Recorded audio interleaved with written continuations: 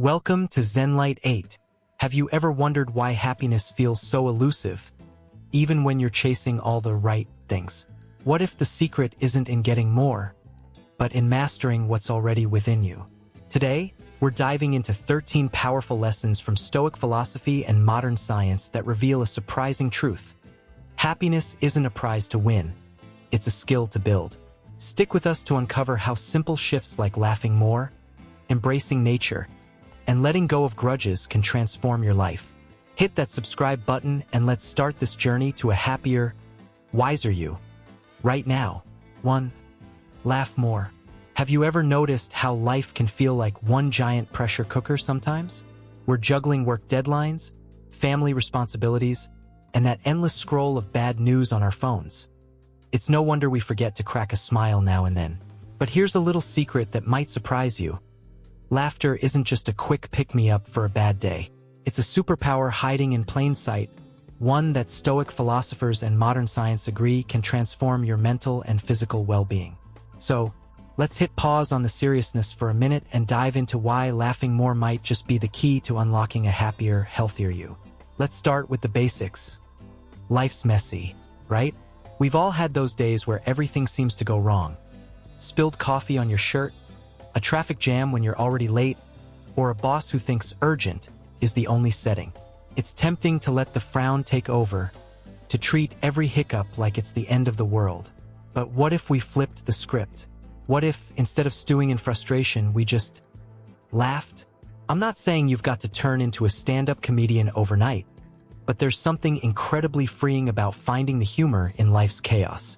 And trust me, the Stoics, those ancient masters of keeping their cool, knew a thing or two about this. Picture Epictetus, one of the big names in Stoic philosophy, sitting in his toga, facing a world full of uncertainty. He didn't have smartphones or traffic jams, but he had his fair share of struggles, slavery, exile, you name it. Yet, he dropped this gem that still hits hard today. People are not disturbed by things, but by the view they take of them. At first glance, it sounds like a serious call to control your emotions. And it is. But dig a little deeper, and it's also an invitation to lighten up. How you react to life's curveballs doesn't have to weigh you down. It can lift you up. Laughter, it turns out, is one of the best ways to do that. It's like a reset button for your soul. A way to say, yeah, this sucks, but I'm not letting it own me. Now, you might be thinking, okay, laughing sounds nice, but how's it actually going to help me when I'm stressed out of my mind? Fair question. Let's bring science into the mix because this isn't just feel-good fluff. It's backed by some pretty cool facts.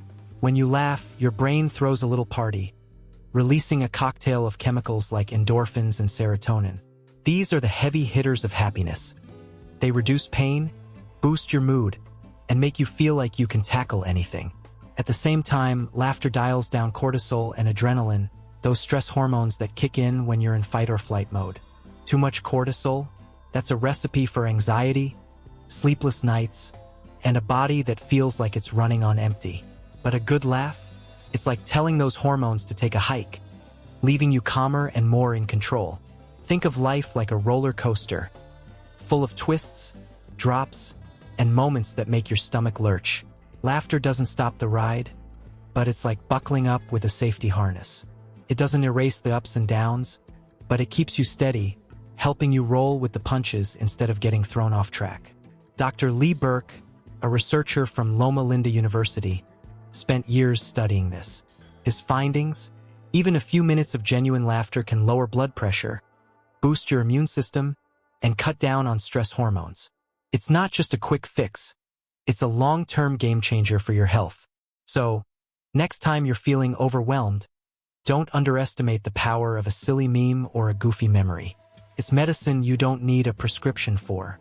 But here's the kicker: what if you don't feel like laughing? We've all been there, right? Days when the world feels heavy, and even forcing a smile seems like too much effort. Maybe you're dealing with a breakup, a job loss, or just the grind of daily life. That's where the Stoic mindset shines again. They weren't about faking it till you make it. They were about choosing your response even when the chips are down. Laughter doesn't have to mean you're ignoring the tough stuff. It's about refusing to let it define you. Epictetus would say it's not the situation that's dragging you down, it's how you're looking at it. Choosing to laugh, even when it's hard, is a way of taking back the reins. It's a small rebellion against the weight of the world. And get this, you don't even need a perfect punchline to make it work. Research shows that forced laughter, like in laughter yoga or therapy, can still spark those same brain benefits. A study from the Journal of Alternative and Complementary Medicine found that cancer patients who joined laughter therapy felt less depressed and more hopeful, even in the middle of one of life's toughest battles. If they can find a reason to laugh, so can you. It's not about pretending everything's fine. It's about giving yourself permission to feel lighter, even just for a moment. So, how do you bring more laughter into your life? Start small. You don't need to wait for a comedy special or a hilarious friend to crack you up. Look for the little things, the absurdities that sneak into every day. Maybe it's the way your dog chases its tail like it's solving a mystery, or how you tripped over nothing and somehow still caught yourself. Laugh at your own mistakes. Trust me, there's plenty of material there. Scroll through those goofy memes your buddy sends, even if they're only half funny. The point isn't to force a belly laugh every second. It's to let yourself lean into joy whenever you can. Let's put it in perspective. Say you're stuck in traffic, late for a meeting, and the car in front of you is moving slower than a snail on vacation. You could clench the steering wheel and fume, or you could chuckle at the ridiculousness of it all. Pop on a funny podcast, think of a dumb joke, or just imagine the snail driving that car with a tiny hat on. It won't get you there faster, but it'll keep your stress from boiling over. Laughter doesn't fix the problem, but it fixes you.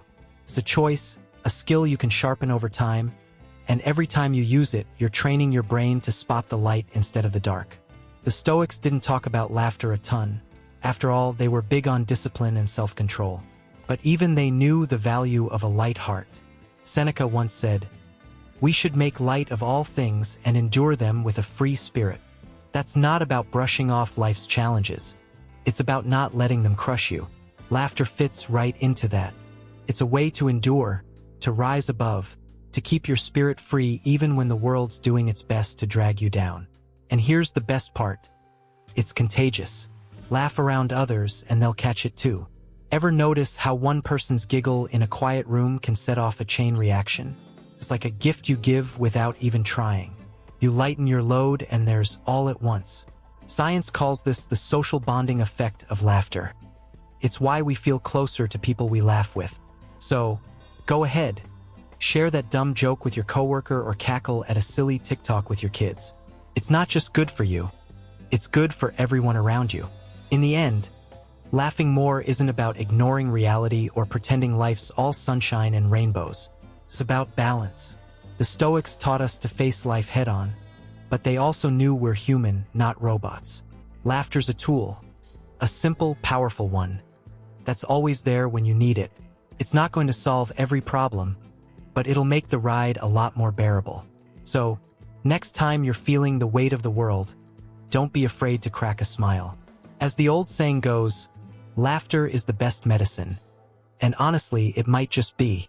Give it a shot. What you got to lose except maybe a little stress? 2. Get outside and connect with nature. Let's be real for a second. How much of your day do you spend cooped up inside? If you're anything like most people these days, it's probably a lot.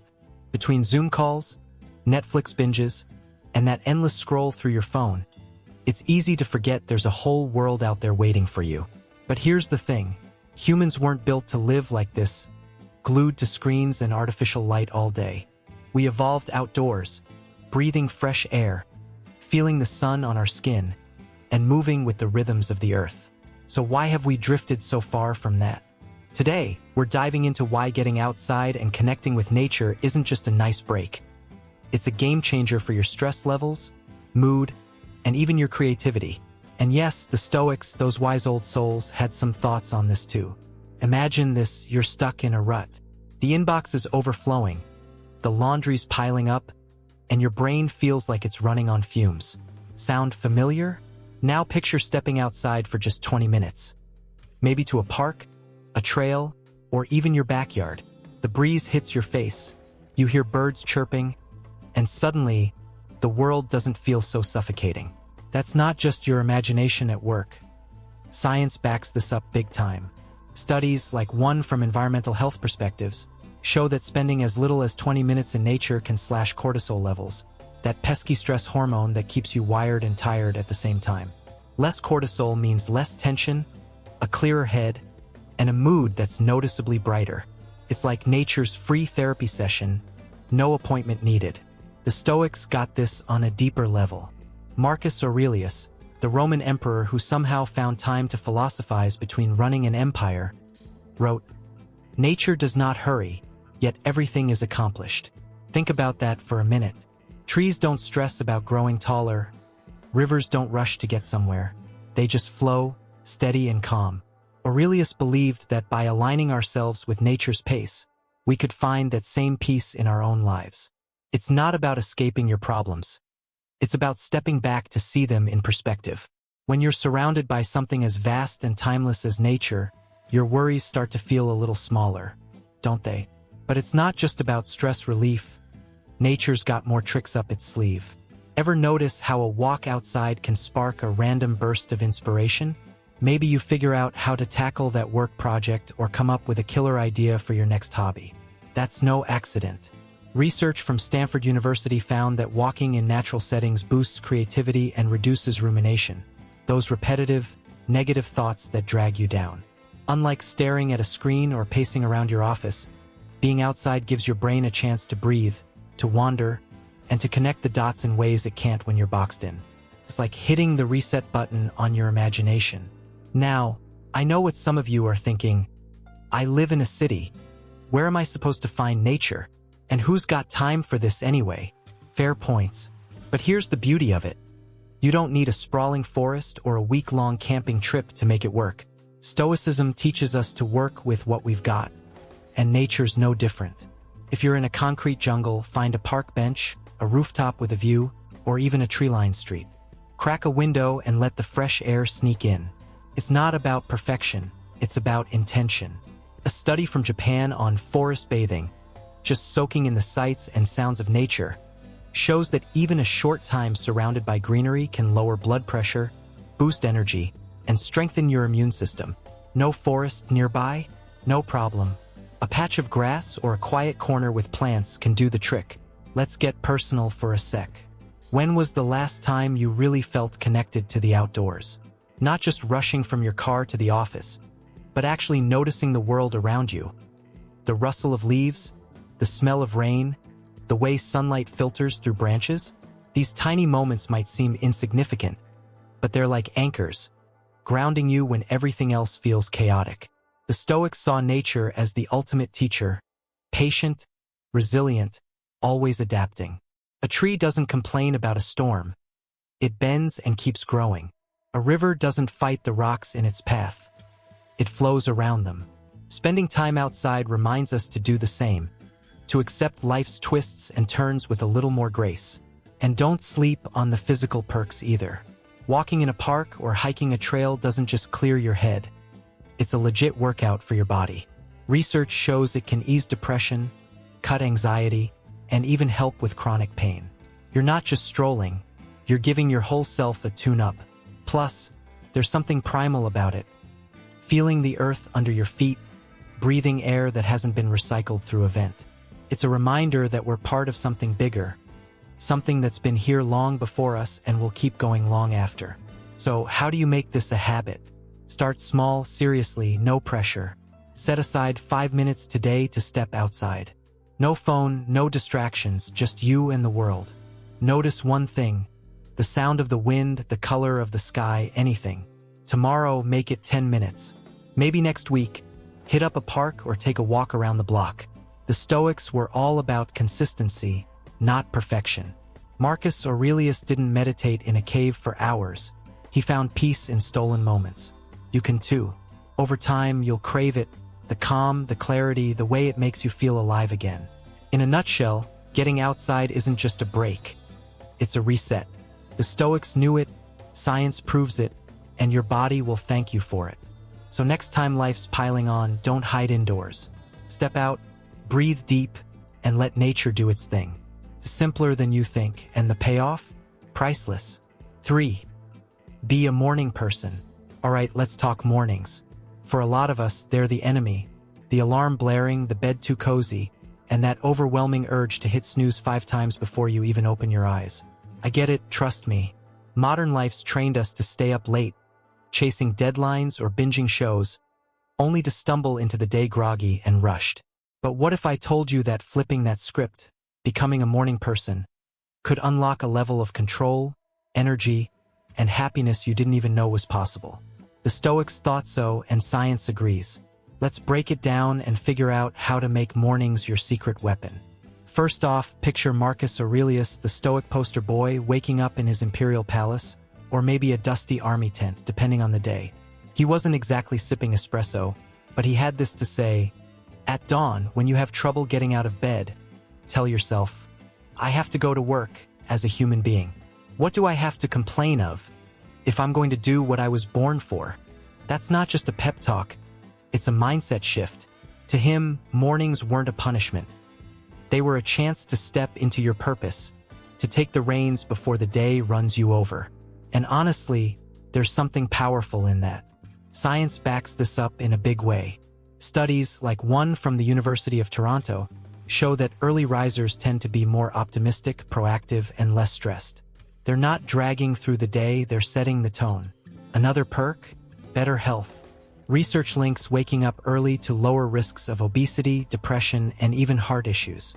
It's not about being a superhero at 5 a.m. It's about giving yourself a head start, a quiet pocket of time when the world's still asleep and you're in charge. Why does this work? For one, mornings give you space. Think about it. When you roll out of bed late, you're already playing catch-up, rushing to shower, scarfing down breakfast, and dodging traffic. But wake up early, and you've got this golden window. No emails pinging, no kids yelling, just you. It's the perfect time to reflect, plan, or sip your coffee while the sun creeps up. That stillness? It's fuel. It lets you set intentions, figure out what matters, and hit the ground running instead of stumbling. There's biology at play too. Your body's got this internal clock, the circadian rhythm, that loves syncing with the sun. Go to bed earlier, wake up with the light, and you're working with your system, not against it. Ever notice how you feel more awake on days when you catch the sunrise? That's not a fluke. It's your brain saying, hey, this feels right. Better sleep, more energy, sharper focus. It all stacks up. The Stoics didn't have fancy studies, but they knew intuitively that living in harmony with nature's rhythms was key to balance. But I'm not a morning person, you say. I hear you. Most of us aren't born loving dawn. Here's the good news. It's not genetics, it's habit. You can train yourself, and it doesn't mean leaping out of bed at 4 a.m. tomorrow. Start small. Shift your bedtime back 15 minutes tonight. Wake up 15 minutes earlier. Ease into it. The goal isn't torture. It's finding a rhythm that feels natural. Over a week or two, you'll notice your body adjusting, and those groggy mornings, they'll start fading. So what do you do with that extra time? That's where the magic happens. The Stoics loved reflection. Seneca called it giving your mind a good break to come back sharper. Use your mornings for you. Journal your thoughts, stretch, meditate, or just sit with your coffee and watch the world wake up. Maybe it's a quick workout or reading a chapter of that book you've been meaning to finish. It doesn't have to be grand, just something that lights you up. Having a reason to get out of bed, like that peaceful ritual, turns mornings from a chore into a reward. Let's be honest though, the first few days might suck. You'll feel sluggish, tempted to crawl back under the covers. That's normal. Push through it. Your body's adapting, and soon you'll hit a groove. I've been there, those early mornings when my eyes were half open. But after a week, I started craving that quiet time. Suddenly, I had energy I didn't know existed, and the day felt less like a sprint and more like a steady run. Practically speaking, being a morning person sets you up to win. You've got time to organize, tackle big tasks, or handle curveballs before they spiral. Instead of reacting all day, you're acting proactive, calm, confident. Marcus Aurelius didn't just wake up early to brood. He did it to lead, to think, to live with intention. You can too, whether you're running an empire or just your own little world. In short, Becoming a morning person isn't about perfection. It's about reclaiming your day. It's a stoic flex, a way to say, I've got this, before life gets loud. So tomorrow, when that alarm buzzes, don't groan. Tell yourself what Marcus did. You're rising for a reason. Give it a shot, it might just change everything. 4. Pack your days with plans. Ever had one of those days where you blink, and it's suddenly 8 p.m., and you're wondering where the heck the time went? Maybe you scrolled through your phone for hours or just drifted through a haze of, I'll get to it later. We've all been there. Time's a funny thing. It can drag on forever when you're bored. But when you're not paying attention, it slips through your fingers like sand. Here's the good news. You can take control of that. Packing your days with plans isn't about turning into a productivity robot. It's about living with purpose, making every hour count, and feeling like you're actually doing something with your life. The Stoics, especially Seneca, had some sharp words about this, and trust me, they still hit home today. Let's start with a story we can all relate to. Imagine a lazy Sunday, no plans, no agenda. You sleep in, binge a show, maybe order takeout. By nightfall, you're left with this weird mix of guilt and emptiness, like you wasted a perfectly good day. Now flip that. Picture a day where you've got a loose plan, coffee with a friend, a walk in the park, an hour to tinker on a hobby. It's not jammed with tasks, but it's intentional. By the end, you feel full, satisfied, like you lived it. That's the difference planning makes. It's not about being busy, it's about being mindful. And Seneca, the Stoic philosopher with a knack for cutting through the noise, nailed this idea. In his essay on the shortness of life, Seneca dropped a truth bomb. It is not that we have a short time to live, but that we waste a lot of it. Ouch, right? He wasn't saying life's too brief to enjoy. He was warning us not to fritter it away on autopilot. To him, time's our most precious resource, more valuable than money or stuff, because once it's gone for good. The Stoics believed we should treat every day like a gift, not a given, and pack it with things that matter, stuff that grows us, connects us, or just brings a little joy. But how do you do that in a world full of distractions and demands? Let's break it down. First, packing your day doesn't mean cramming every minute with to-dos until you're burned out. That's a fast track to misery. It's about balance, mixing purpose with breathing room. Think of your time like a bank account. You've got 24 hours to spend each day, and how you invest them shapes what you get back. Research from the Journal of Experimental Psychology backs this up. People who plan their days with goals, even small ones, feel happier and more in control. Why? Because a plan gives you direction. It's like a map for your day. Sure, you might detour, but you know where you're headed. So how do you start? Step 1. Figure out what matters to you. Not what your boss wants or what social media says you should do, what lights you up. Maybe it's quality time with your family, working on a side project, or just reading a book without guilt. Write it down. Seriously, grab a notebook or your phone and list 3 things you'd love to fit into tomorrow. They don't have to be huge. Calling a friend, cooking a real meal, or taking a 20-minute walk counts. The Stoics were big on intention, and this is where it starts.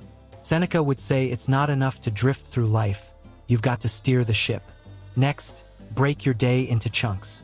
You don't need a rigid schedule, leave some wiggle room, but give it structure.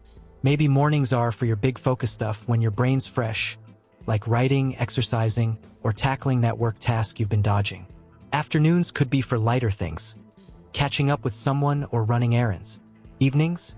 Wind down with something you enjoy, like a podcast or sketching.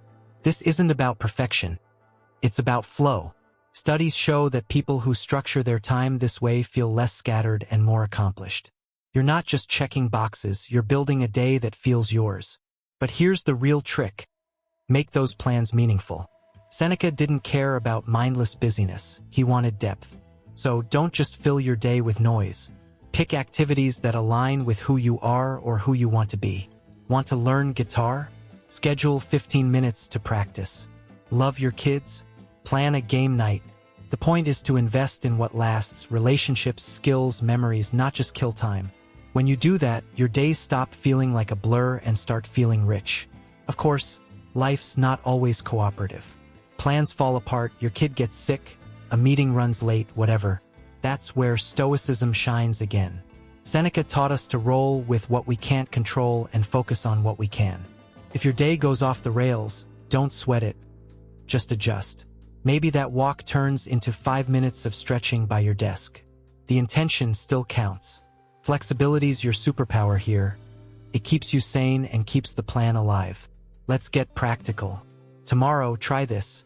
Before bed, jot down 3 things you want to do. Keep it simple. Say, drink coffee outside, finish that email, call mom. Then, slot them into your day.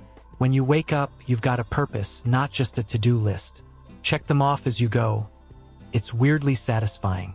Over time, it becomes a habit, and you'll notice something cool. Time stops slipping away.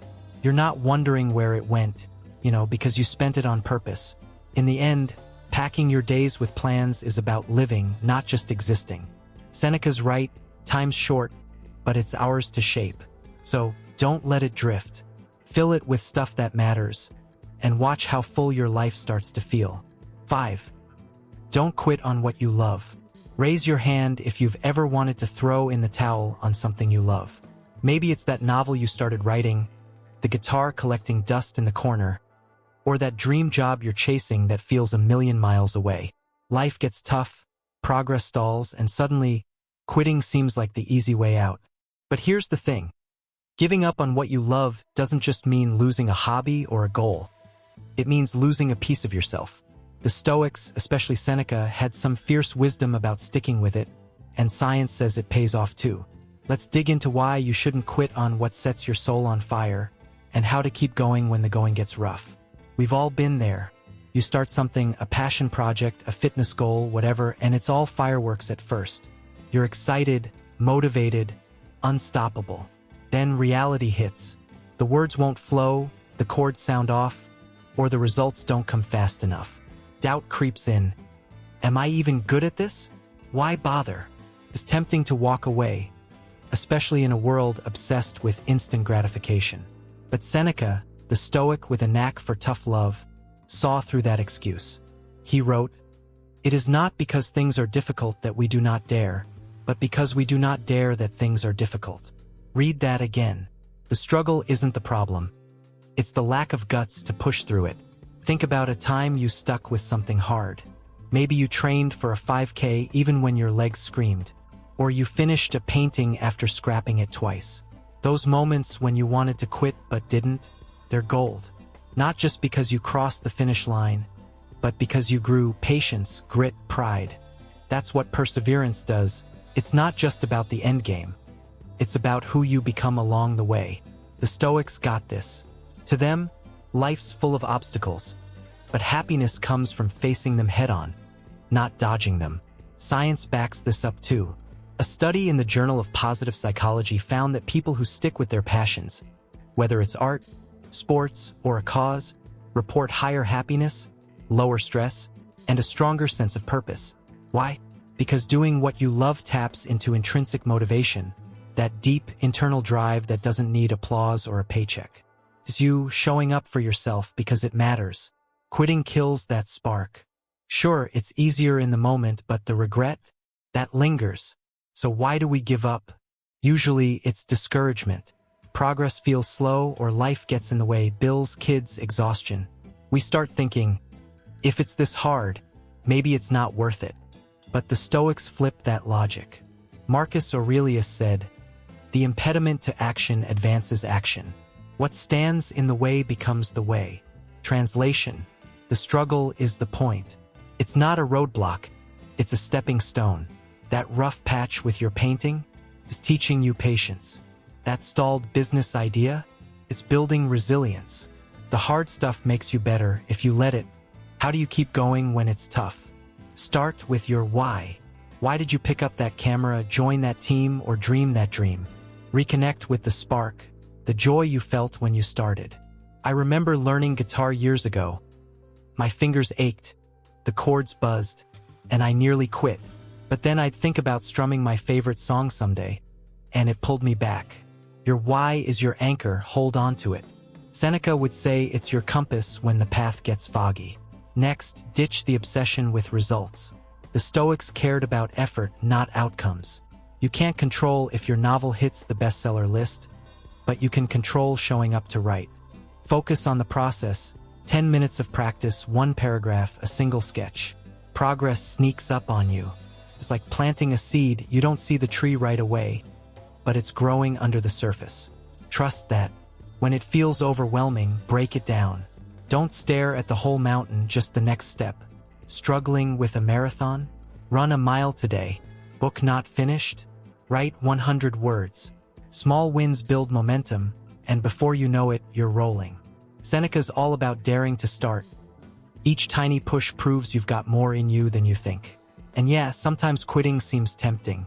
You're tired, frustrated, maybe doubting yourself. Before you bail, ask, will I regret this? Most times, the answer's yes. Passions stick with you. Even if you walk away, they whisper back. The Stoics would say that pang of what if is worse than any struggle. Plus, sticking it out? That's a privilege. Not everyone gets to chase what they love. Don't let it go lightly. In the end, don't quit on what you love because it's worth fighting for. Seneca's right. It's not the difficulty that stops us. It's our fear of it. Dare to keep going, and you'll find the payoff's bigger than the pain. Your passion's waiting. Give it the shot it deserves. 6. Go for kindness. Let's face it, life can feel like a mad dash sometimes. Everyone's rushing around, stressed out, glued to their screens, and it's easy to forget the simplest thing: being kind. In a world that often celebrates hustle and toughness, kindness can seem like a soft skill, a nice-to-have that doesn't really move the needle. But here's the twist. Kindness isn't just a warm, fuzzy feeling. It's a powerhouse move that lifts others up and, surprise, makes you happier too. The Stoics, especially Marcus Aurelius, saw it as a strength, not a weakness, and modern science backs that up. So, let's unpack why choosing kindness might just be the secret weapon you didn't know you needed. Think about the last time someone was kind to you. Maybe a stranger held the door, a friend sent a random thinking of you text, or a coworker covered for you when you were swamped. Felt good, right? That little spark of warmth sticks with you. Now imagine flipping that, being the one who sparks it for someone else. Marcus Aurelius, the Stoic emperor who ruled Rome while scribbling deep thoughts, had a killer line about this. Kindness is invincible, but only when it's sincere, with no hypocrisy or faking. He didn't mean flashy gestures or empty platitudes. He meant real, from the heart kindness. To him, it's a force nothing can touch, a way to rise above the chaos without breaking a sweat. Why does kindness matter so much? For one, it's contagious. Ever notice how one small act, like smiling at a cashier or letting someone cut in line, can shift the vibe? Science calls this the kindness contagion effect. A study from UCLA found that when people see or receive kindness, they're more likely to pass it on. It's like a ripple. Your tiny pebble of good vibes can spread way beyond what you see. But here's the kicker. It's not just about making others feel good. That same study showed that people who act kindly get a mood boost, less stress, and even better health. Kindness releases oxytocin, the love hormone, which calms you down and makes you feel connected. It's a win-win you don't have to overthink. The Stoics took this deeper. They believed we're all wired to live together, not just survive solo. Epictetus, another Stoic heavy hitter, said, "We are all brothers and sisters by nature." To them, kindness wasn't optional, it was our job as humans. Marcus Aurelius echoed this, seeing it as part of our duty to the bigger community. When you're kind, you're not just being nice, you're tapping into something universal, a shared spark that ties us all together. It's not about expecting a thank you or a pat on the back. It's about doing it because it's right. But let's get real, kindness isn't always easy. Ever had a day where someone cuts you off in traffic, snaps at you in line, or just rubs you the wrong way? Your first instinct might be to fire back, or at least stew in silent rage. I've been there, gripping the steering wheel, muttering under my breath. But what if you chose kindness instead? Not because they deserve it, but because you do? The Stoics were masters at this pivot. Marcus Aurelius would say you can't control jerks, but you can control how you react. Letting it go, or better yet, smiling back, keeps your peace intact.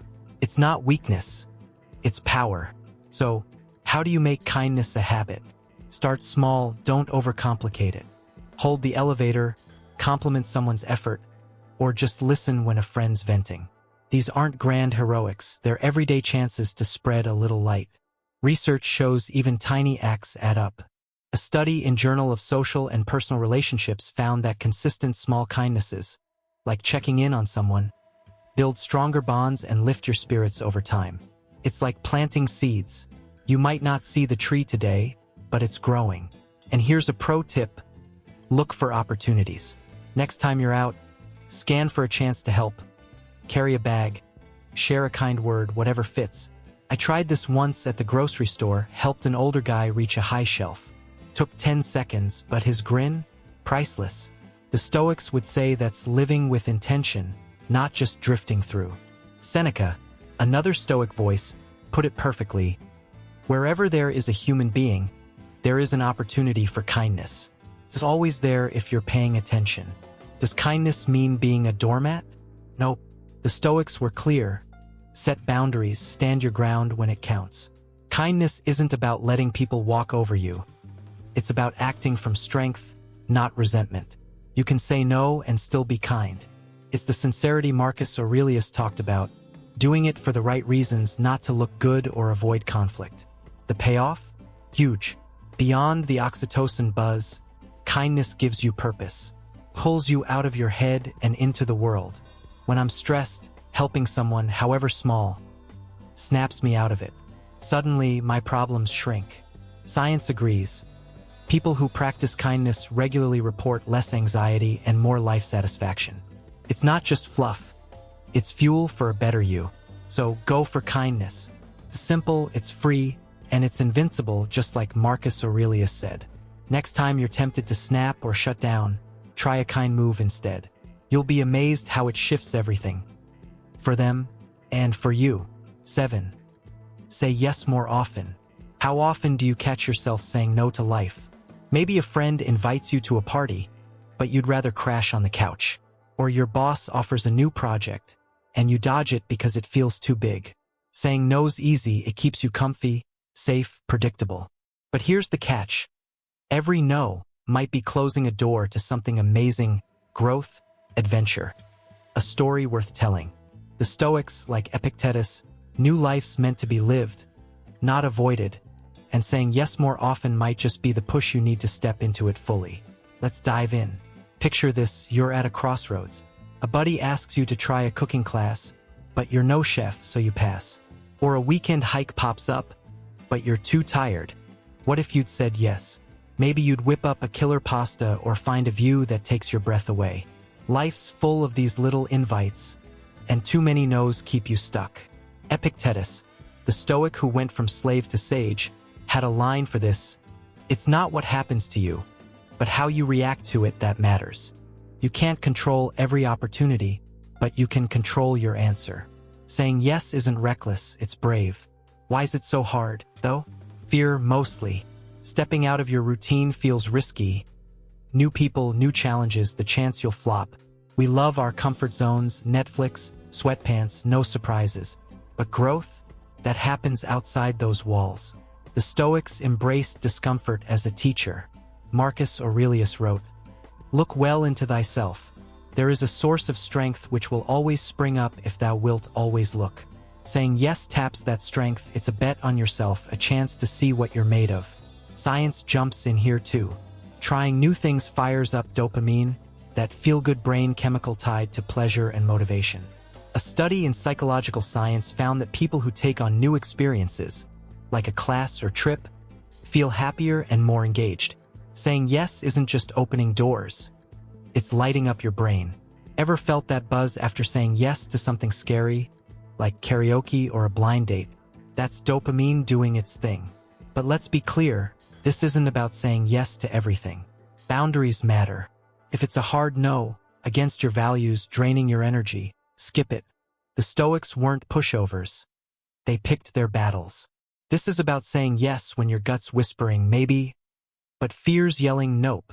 That party where you know one person, that project that stretches you, those are the yes that count. Take relationships. Ever dodge a hangout because you're busy?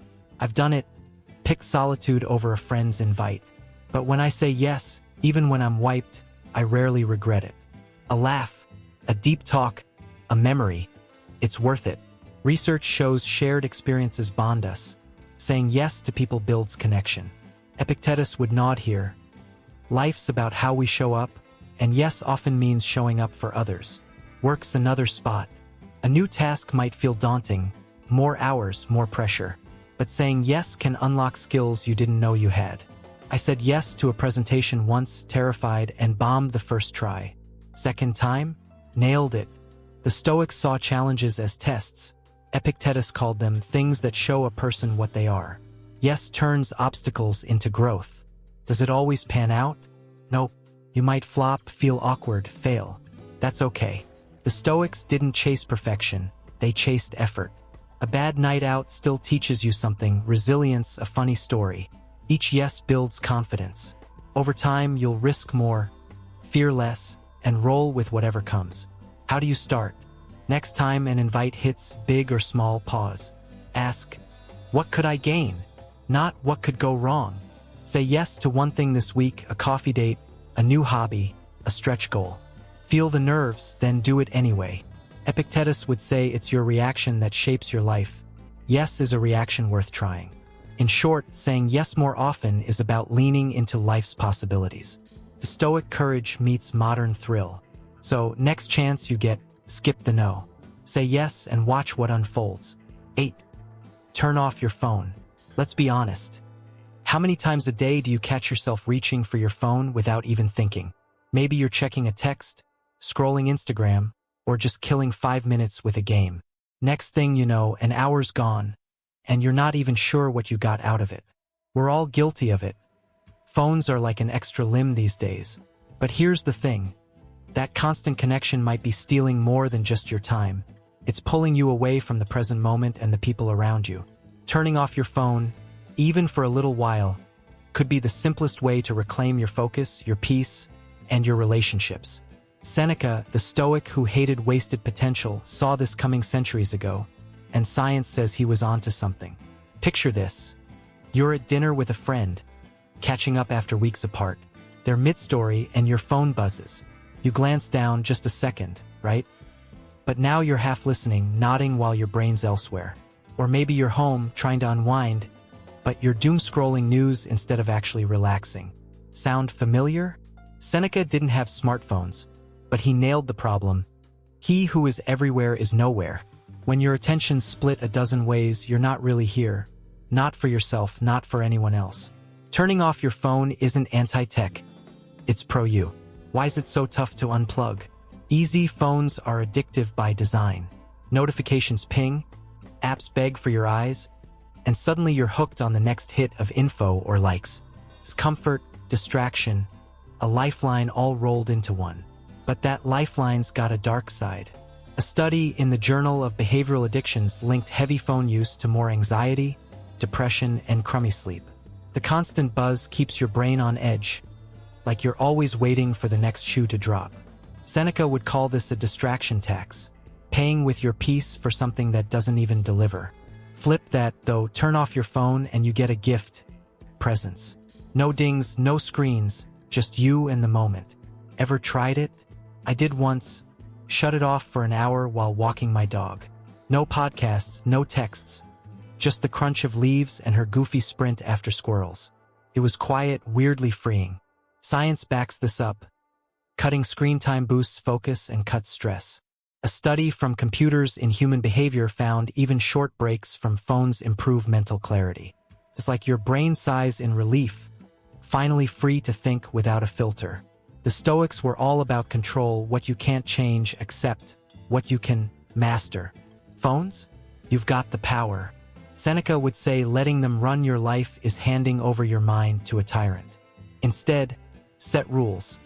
No phone at meals, off an hour before bed, silent during a chat. Start small, 15 minutes of nothing. Feel the itch, then watch it fade. I tried this during a family dinner. Awkward at first, but then we talked, really talked, no one sneaking a scroll. A study in Journal of Social and Personal Relationships found that just having a phone out, even off, dulls connection. Ditch it and you're all in. Sleep's another win. Blue light from screens messes with melatonin, the sleep hormone. Studies show phone use before bed makes it harder to nod off and cut sleep quality. Turn it off 30 minutes early, read, stretch, stare at the ceiling. I swapped late-night TikTok for a book. Took a week, but I started crashing faster and waking up fresher. Seneca loved that. He saw rest as sharpening the mind, not slacking off. Relationships get a boost too. Ever been with someone who's half there, eyes on their phone? It stings. Flip it. Put yours away, and you're saying, "You matter." My buddy noticed when I stopped checking my mid-chat. He said it felt like I actually cared. Small move, big impact. The Stoics' new presence builds bonds. Seneca'd argue it's how you live fully, not just coast. Productivity's the cherry on top. Multitasking with your phone, work, text, work, tanks efficiency. Your brain lags switching gears. Turn it off during a task and you're locked in. I wrote this chunk with mine off. Faster, sharper, done. Seneca's point? Focus beats scattered every time. So try it, turn off your phone today, even for a bit. Start with dinner, a walk, bedtime. Feel the quiet, the space. It's not about hating tech. It's about owning it. Seneca'd say distractions kill a good life. Cut them, and you're free to live one. You might be shocked how much you gain when you lose the buzz. 9. Take breaks and go on trips. Ever feel like you're stuck on a hamster wheel? Work, chores, repeat until you're running on empty? We've all been there, grinding so hard we forget to breathe. In a world that worships hustle, taking a break can feel like cheating, and a trip? Pure luxury. But here's the truth. Stepping away isn't lazy. It's essential. Breaks recharge your batteries, and trips? They flip your perspective upside down in the best way. Seneca, the Stoic who balanced grit with wisdom, knew rest wasn't optional. It's how you live smarter, not just harder. Science agrees, so let's unpack why hitting pause could be your ticket to a better you. Start with the daily grind. You're plowing through emails, meetings, dishes, focus fading, stress creeping. Ever notice how after hours of that, your brain's mush? That's not you failing, it's biology. Research says after about 90 minutes of nonstop work, your mind taps out. A study from the University of Illinois found short breaks, like a 5-minute stretch or a quick walk, keep you sharp and cut fatigue. Step away, and you're not slacking. You're resetting. I tried this mid-writing, 10 minutes outside, and I came back clearer, words flowing. Seneca'd nod, he said, "The mind must be given relaxation. It will rise improved and sharper after a good break." Why is it hard to pause? Guilt, mostly.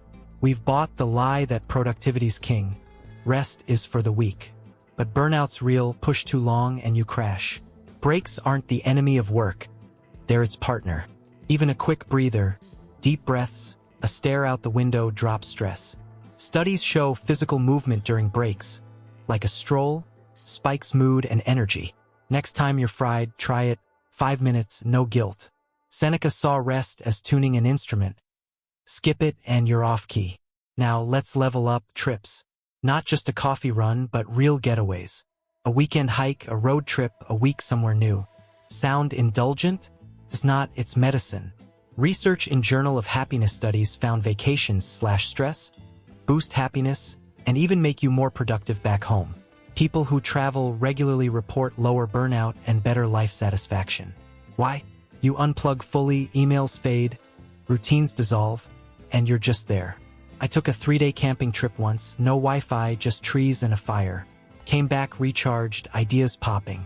Seneca'd call it living wisely, stepping out to step up. The Stoics got this on a soul level. Seneca wrote, "True happiness is to enjoy the present, without anxious dependence upon the future." Breaks and trips nail that, pulling you into now, not next. Marcus Aurelius retreated to nature to think. Seneca saw leisure as fuel for a good life. It's not escaping duty. It's prepping to handle it better. A trip shifts your lens. Suddenly, that work drama's not the universe's center. Ever stood by the ocean after a rough week? Problems shrink. Big trips are gold. but don't sleep on small ones. A day drive, a night under stars, same vibe. Studies say even short getaways cut cortisol and lift mood. No cash for a flight? Hit a local park, a new town, anything that breaks the mold. I did a day trip an hour away, new sights, cheap eats, total refresh. Seneca'd say it's quality, not distance. Rest that renews counts. How do you make it stick? Daily breaks, set a timer, step away every couple hours. Walk, stretch, breathe, no phone. Trips? Plan one, even small, every few months. Book it now, commitment beats excuses. Disconnect, no work emails, no just checking. I skipped my inbox on a beach day. World didn't end, but my head cleared. Seneca's point? Balance, work hard, rest smart. The perks go deep. Breaks keep you sharp. Trips widen your world. New places, new faces, your mind grows. Science says travel boosts creativity. Fresh input, fresh output. I sketched more after a forest trip than in months at home. Seneca'd love that. Rest is growth, not retreat. So take breaks, go on trips. It's not weakness, it's wisdom. Next time you're slammed, pause 5 minutes or 5 days. Seneca knew rest fuels a full life. Science proves it. Step away and watch how much stronger you step back. 10. Hang out with friends and family. Ever notice how easy it is to let relationships slide? You're hustling through work, chasing goals, or just trying to keep your head above water. And suddenly it's been weeks since you last called your best friend or sat down with your family. Life's busy, we get it. But here's the thing. In the race to get stuff done, we often overlook what really makes life worth living.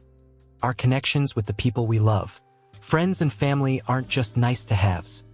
They're the backbone of lasting happiness. Marcus Aurelius, the Stoic emperor with a heart of gold, knew this deep down, and science backs him up. Let's dive into why hanging out with your crew is more than just fun. It's essential. Think back to a time you laughed so hard with a friend your sides hurt, or when a family dinner turned into hours of stories and bad jokes. Those moments stick with you, don't they? They're not flashy achievements or Instagram-worthy wins, but they leave you feeling full in a way nothing else does. Marcus Aurelius put it perfectly in his Meditations. Men exist for the sake of one another. Teach them then, or bear with them. To him, we're not lone wolves. We're built to lean on each other, to share the load, to lift each other up. Relationships aren't a side gig. They're the main event. Why is this such a big deal? For one, it's science-approved. A massive Harvard study tracking people over decades found that close relationships, more than money, fame, or anything else, keep us happy and healthy long-term. People with strong ties to friends and family have less stress, fewer health issues, and even live longer. It's not just about having people around, it's about nurturing those bonds. The Stoics saw this as natural. Epictetus called us brothers and sisters by nature. When you hang out, you're tapping into that primal need to belong, to feel seen and supported. But let's be real, modern life's a relationship thief.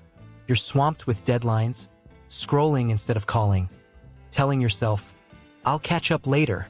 Later turns into never, and suddenly you're wondering why you feel so disconnected. Seneca, another Stoic voice, warned about this with his memento mori vibe. Life's short. Don't waste it.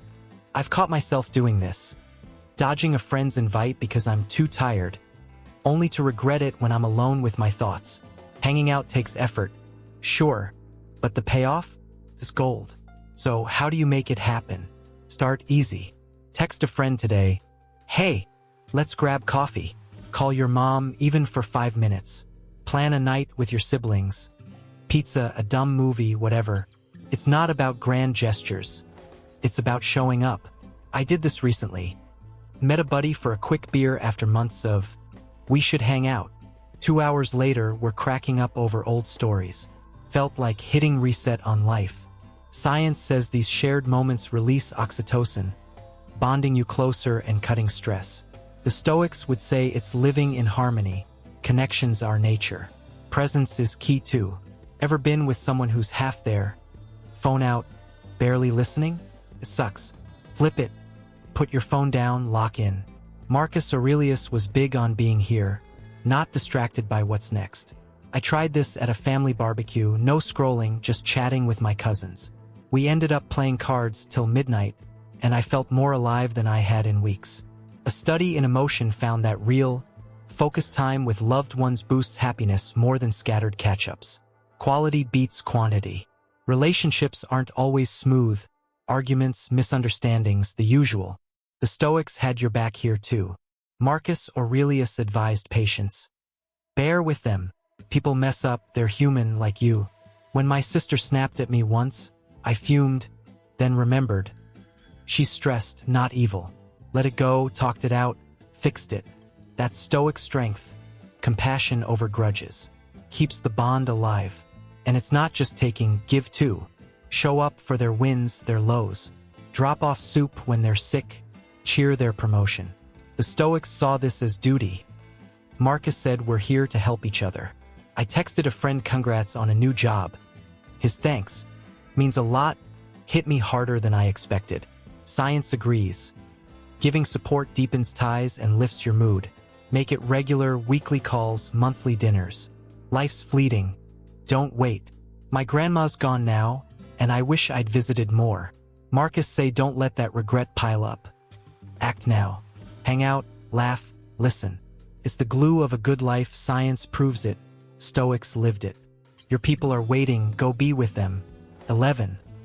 Help others out. Ever had one of those days where everything's about you, your stress, your to-do list, your drama? It's easy to get stuck in that loop, spinning in your own head. But here's a wild idea. Helping someone else might be the fastest way out. It's not just about being nice. It's about finding meaning, connection, and a happiness that sticks. The Stoics, with their big picture view, saw helping others as a core human gig, not an extra. Marcus Aurelius and crew believed it's our duty to the community, and science says it's a win for us too. Let's break down why lending a hand is a game changer for them and for you. Think about a time someone helped you. Maybe a friend listened when you were down, or a stranger grabbed your dropped keys. It's small, but it shifts your day, right? Now flip it, you're the helper. The Stoics were all over this. Marcus Aurelius wrote, "What is not good for the beehive cannot be good for the bees." Translation: we're all in this together. Your well-being's tied to everyone else's. Helping isn't charity. It's how we thrive. Epictetus doubled down. We're born to support each other, part of one big human web. To them, it's not optional, it's who we are. Why's it feel so good? Science has answers. Studies, like one from the American Psychological Association, show that helping others, whether volunteering or just being there, cuts stress and boosts life satisfaction. Why? Pulls you out of your bubble. When I'm freaking out about work, helping a friend move, or even just chatting with a neighbor flips the script. My stuff feels smaller. Your brain loves it too. Acts of kindness release dopamine and oxytocin, those happy chemicals that chill you out and warm you up. It's a natural high, no side effects. The Stoics took it further, virtue's the goal and helping's peak virtue. Seneca said, "Wherever there is a human being, there is an opportunity for kindness." It's not about big hero moves. It's the little stuff, listening, advising, pitching in. I once spent an hour helping my cousin fix his resume. Took time, but his relief? Worth it. And I felt useful, grounded. Research says these small acts ripple, lift their mood, they lift someone else's. You're not just helping one person, you're sparking a chain. But it's not selfless, you gain too. Ever notice how helping shifts your focus? A bad day's less heavy when you're carrying someone else's load for a bit. A study in Psychological Bulletin found volunteers report more purpose and less anxiety. Perspective's a hell of a drug. I helped a buddy through a breakup once. Hours on the phone, exhausting, but afterward, my own worries felt manageable. The Stoics say that's the point, helping's how we grow. How do you start? Keep it simple. Check on a friend, text, call, listen. Help a neighbor, shovel snow, grab their mail. I offered to walk my elderly neighbor's dog once. Took 20 minutes, made her week. Seneca'd love that. Everyday kindness counts.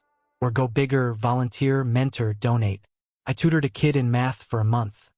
Tough, but seeing him get it? Priceless. Studies show structured helping, like volunteering, deepens that purpose hit. connects you to something larger. Balance matters, don't drain yourself. The Stoics preached self-care too. You can't give if you're empty. Say no when you need to, but don't shy from yes when you can. I skipped a night out to help a friend pack. Tired, but glad I did. It's about knowing your limits, not dodging the call. The long game, helping builds a better world. One kind act inspires another, science calls it prosocial behavior. The Stoics saw it as our role. Marcus said life's fruit is good character and acts for the common good. I gave a homeless guy my lunch once. A lady saw, handed him cash. Ripple effect, real time. So help out. It's not extra, it's essential. Next chance you get, big or small, jump in. Seneca'd say it's always there. Science says it'll lift you too. You'll find meaning, they'll find support, and everyone wins. 12. Focus on the good stuff you've got. Ever catch yourself staring at what's missing in your life? Maybe it's the job you didn't get, the vacation you can't afford, or that shiny thing everyone else seems to have.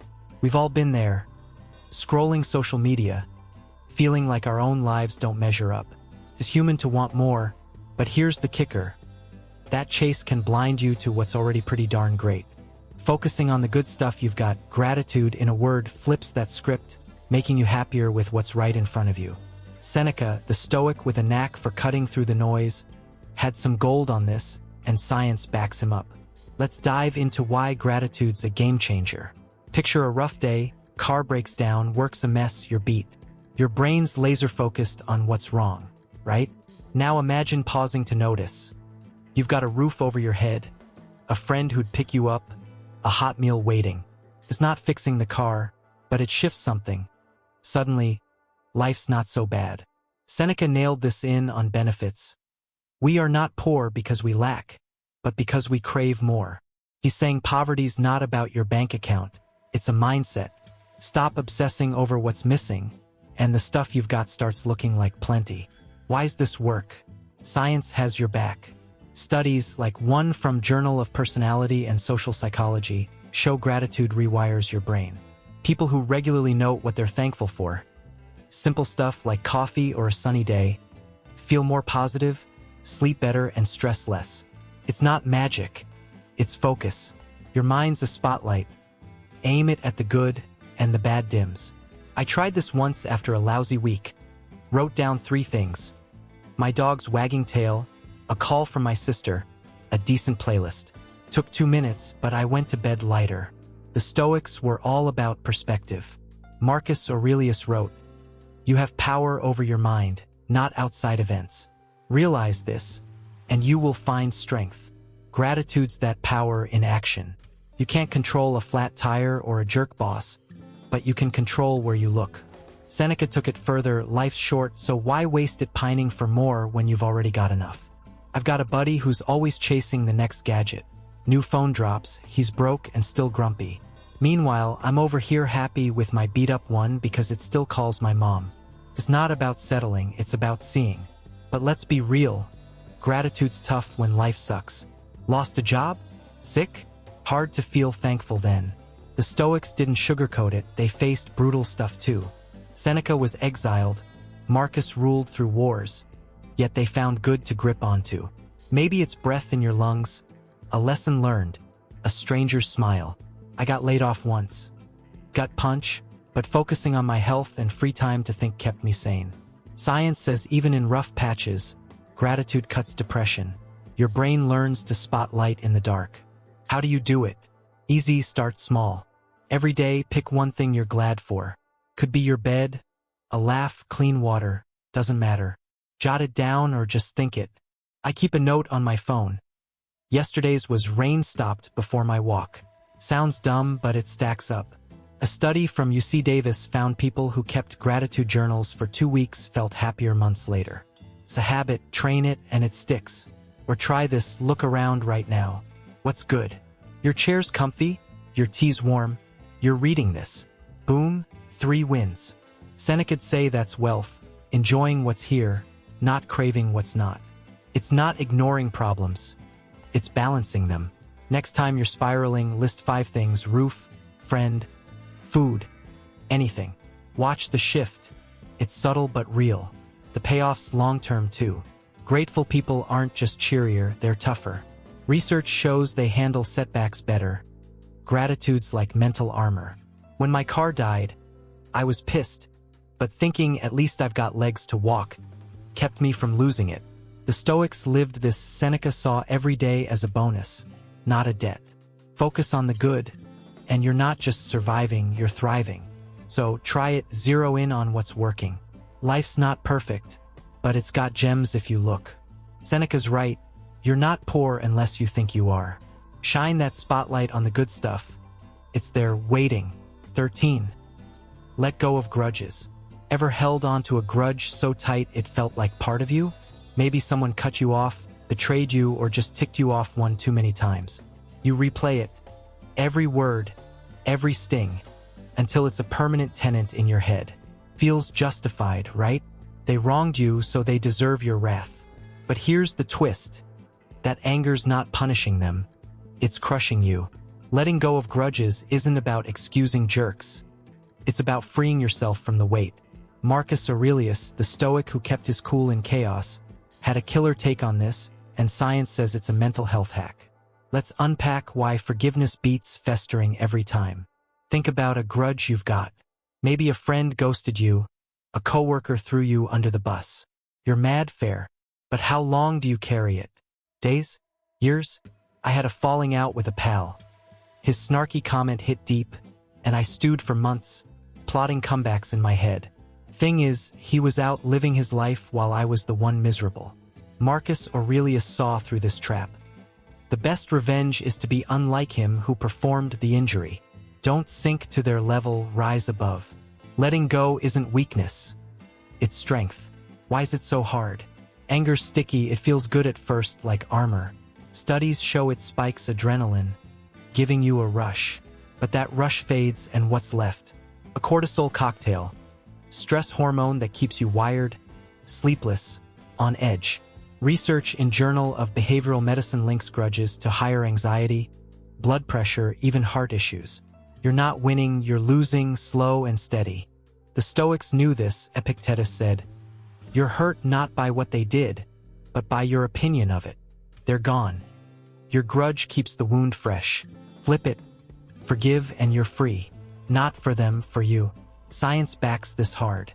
A study from Psychological Science found that letting go cuts stress and boosts mood. Your body literally relaxes. I tested it with that friend. Stopped replaying the fight, decided it wasn't worth my peace. Took effort, but the relief? Instant. Marcus say it's reclaiming your mind. Why let someone else squat their rent free? Does forgiveness mean forgetting? Nope. The Stoics weren't naive. Marcus dealt with backstabbers daily. It's not pretending it didn't happen. It's choosing not to let it rule you. You can remember, set boundaries, move on. I didn't call that friend back. Didn't need to. But I stopped hating him. Science says this decisional forgiveness, choosing to release resentment, still heals you even without a big reconciliation. How do you let go? Start with why they don't deserve your energy. That coworker who sniped you? They're insecure, not your problem. Reframe it. Marcus advised seeing others as flawed, like us. He's human. He screwed up. I told myself about my pal. Helps. Anger shrinks when you get it. Then shift focus, do something good instead. I hit the gym after dropping that grudge. Sweat beat spite every time. Try this, write it out. List what they did, how it felt, then burn it, literally or mentally. Studies show expressive writing unloads emotional baggage. Works for me every time I'm pissed. Or talk it out, vent to a friend, then let it fade. The Stoics loved reflection. Marcus scribbled to process, not fester. The payoff's huge. Letting go clears space, less baggage, more peace. Research says forgiving types have lower depression.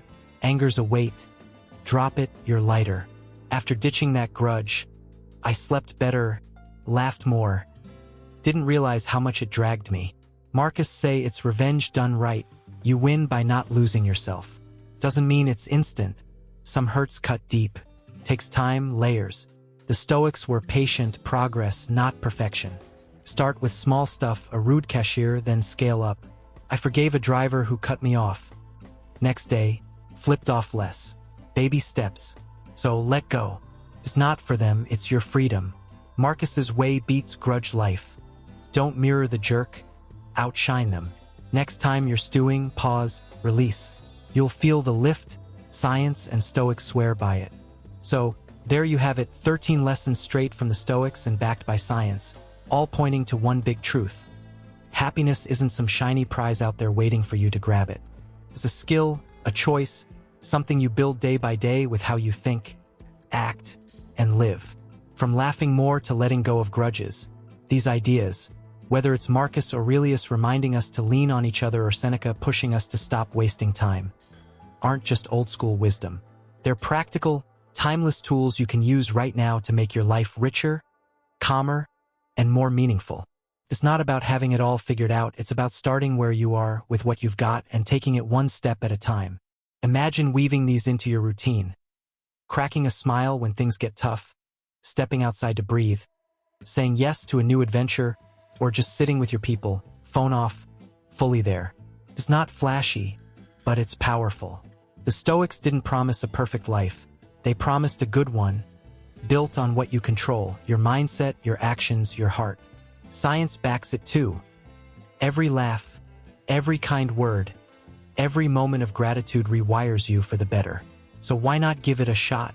Pick one lesson, anyone, and try it today. See what shifts. You might be surprised how much changes when you do. Now, before we wrap up, I want to say something from the bottom of my heart to every single one of you amazing ZenLight 8 viewers who've made it this far. Thank you. Seriously, thank you for sticking with us through this whole journey. 13 lessons, a ton of Stoic vibes, and all the ups and downs in between. It means the world that you'd spend your time here, soaking in these ideas, maybe even nodding along or jotting down a note or two. You're the heartbeat of this channel. Your energy, your curiosity, your willingness to dive deep with us. It's what keeps ZenLight 8 alive and kicking. We're so grateful to have you in this community, whether you're a longtime fan or just stumbled across us today. If this video sparked something in you, a laugh, a thought, a little push to try something new, let us know in the comments. We'd love to hear your stories, your takeaways, or even which lesson hit home the hardest. And if you're feeling it, hit that like button, share this with someone who could use it, and subscribe if you haven't already, because there's so much more to explore together. You're not just viewers, you're part of this ZenLight 8 family, and we're beyond thankful to have you along for the ride. Until next time, keep shining, keep growing, and take care. See you soon.